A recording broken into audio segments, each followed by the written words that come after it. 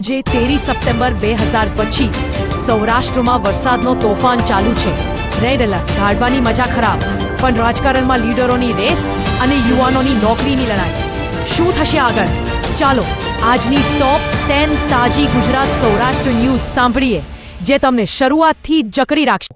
જોઈએ હવે આગળની તરફ. આજે સવારથી જ સૌરાષ્ટ્રના જિલ્લાઓમાં વરસાદનો વેગ વધ્યો છે અને આઈએમડીના રેડ એલર્ટને કારણે રાજકોટ, જામનગર, પોરબંદર જેવા વિસ્તારોમાં તમામ સરકારી અને ખાનગી સ્કૂલો બંધ રાખવામાં આવી છે. વિદ્યાર્થીઓ અને શિક્ષકોની સુરક્ષા માટે આ નિર્ણય લેવાયો છે, કારણ કે રસ્તાઓ પર પાણી ભરાવ્યું છે અને ટ્રાફિક જામ છે.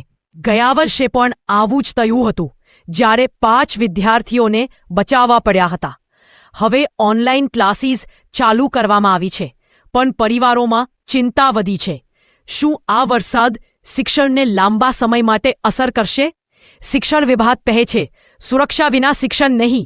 આ ખબર તમને વિચારવા મજબૂર કરશે. આપણા બાળકોનું ભવિષ્ય કેવી રીતે સુરક્ષિત રાખીએ? વધુ વિગતો માટે સાંભળો. જોઈએ હવે આગળની તરફ.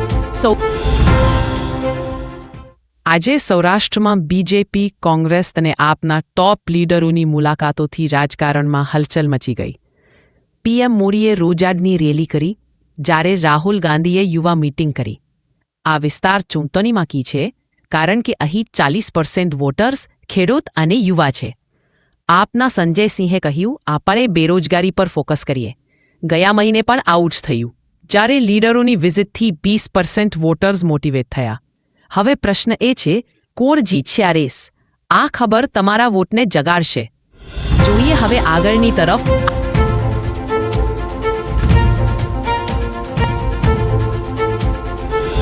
આજથી અમદાવાદના મોરી સ્ટેડિયમમાં ઇન્ડિયા વેસ્ટ ઇન્ડિઝ વચ્ચે પહેલી ટેસ્ટ મેચ શરૂ. સૌરાષ્ટ્રના કેપ્ટન જયદેવ ઉંડકતને પ્લેઇંગ 11માં સ્થાન મળ્યું. એશિયા કપ જીત પછી ટીમનો મોરાલ હાઈ છે, પણ વરસાદને કારણે મેચમાં વિલંબની શક્યતા. ફેન્સ કહે છે, આ મેચ ઇતિહાસ બનાવશે. ગયા વર્ષે સૌરાષ્ટ્ર પ્લેયર્સે રણજીમાં રેકોર્ડ બનાવ્યું હતું. હવે પ્રશ્ન, શું ભારત 2-0થી સિરીઝ જીતશે? આ ખબર તમારા ક્રિકેટ લવર હાર્ટને બીટ કરાવશે. જોઈએ હવે આગળની તરફ.